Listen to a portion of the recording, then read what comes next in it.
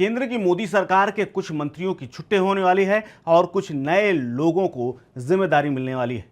इस पूरे मामले को लेकर के एक रिपोर्ट आई है सामने, जिसके बाद ये माना जा रहा है कि करीब 1.5 दर्जन के आसपास मंत्रियों की छुट्टी हो जाएगी या फिर कुछ के बदलाव कर दिए जाएंगे। कुछ के विभागों में भी हेर फेर हो जाएगा और इस पूरे हेर फेर यानी मंत्रिमंडल के रिशफल के पीछे राज्यसभा चुनाव का परिणाम होगा। दरअसल राज्यसभा चुनाव की दस्तक के साथ ही एनडीए सरकार में कैबिनेट में फेरबदल की सुगबुगाहट तेज हो गई है और कहा जा रहा है कि इस बार कई राज्य मंत्रियों को बदला जा सकता है। हालांकि अब तक ये पूरे मामले में साफ नहीं हुआ कि किन मंत्रालयों को बड़े स्तर पर बदला जाएगा, लेकिन ये जरूर माना जा रहा है कि 1 दर्जन मंत्रियों की छुट्टी की जा सकती है, खासतौर पर 18 जून को राज्यसभा चुनाव के बाद।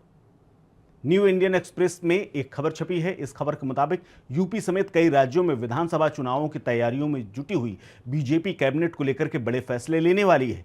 रिपोर्ट में यह भी कहा गया है कि कम से कम 2 कैबिनेट मंत्री 3 राज्य मंत्री परिषद से बाहर हो सकते हैं। अटकलें यह भी लगाई जा रही कि वरिष्ठ मंत्री को दक्षिण भारतीय राज्य से पार्टी की कमान भी सौंपी जा सकती है, यानी दक्षिण पर फोकस बीजेपी बढ़ा सकती है। इसके अलावा दूसरे दलों के कुछ लोगों को भी इस पूरे मंत्रिमंडल में शामिल किया जा सकता है।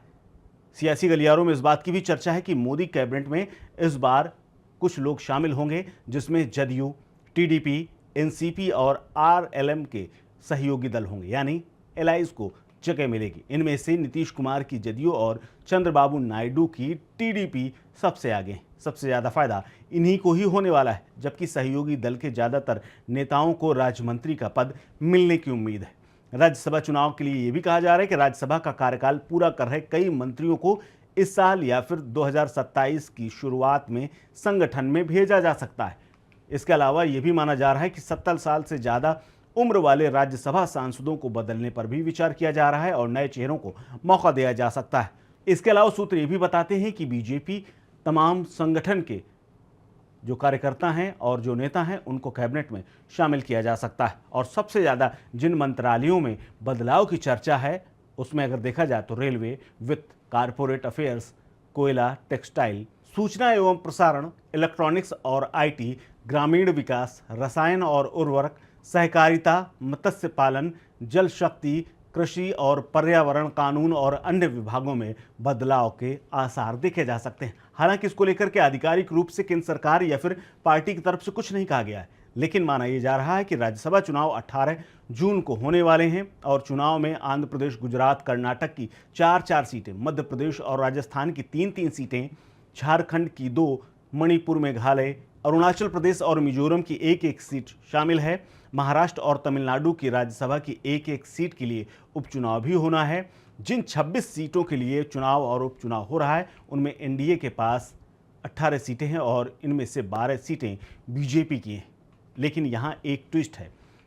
दरअसल इस पूरे मामले को लेकर के ये भी कहा जा रहा है कि बीजेपी ने कांग्रेस के साथ खेला करने का भी मन बना लिया है, क्योंकि इस चुनाव में राज्यसभा वाले में मध्य प्रदेश समेत कई राज्यों में बीजेपी खेला कर सकती है।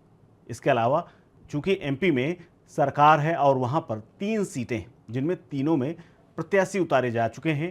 कांग्रेस ने मीनाक्षी नटराजन को उम्मीदवार बनाया है, लेकिन सीटों का गणित ये कहता है कि 229 सीटों वाली इस विधानसभा में एक सीट जीतने के लिए 58 मतों की आवश्यकता है और कांग्रेस की स्थिति यह है कि 64 विधायक उनके पास हैं, लेकिन 2 विधायकों के मतदान से रोके जाने के बाद संख्या 62 हो गई है। बीजेपी ने तीसरा उम्मीदवार खड़ा करके यहां पर क्रॉस वोटिंग का खतरा बढ़ा दिया है, यानी कांग्रेस को पटकनी देने की पूरी तैयारी कर ली है और इसीलिए कांग्रेस ने अपने तमाम विधायकों को परिवार समेत कर्नाटक शिफ्ट कर दिया है। यानी राज्यसभा चुनाव का गुणागणित एक तरफ चल ही रहा है। इसके बाद आने वाले समय में यह भी माना जा रहा है कि 18 जून के बाद पार्टी बड़े स्तर पर कुछ मंत्रियों की छुट्टी और नए मंत्रियों को कैबिनेट में ले सकती है। कौन कौन चेहरे होंगे इस पर हमारी नज़र बनी रहेगी। फिलहाल इस खबर में इतना ही। बाकी अपडेट्स के लिए बने रहिए स्टेट मिरर के साथ।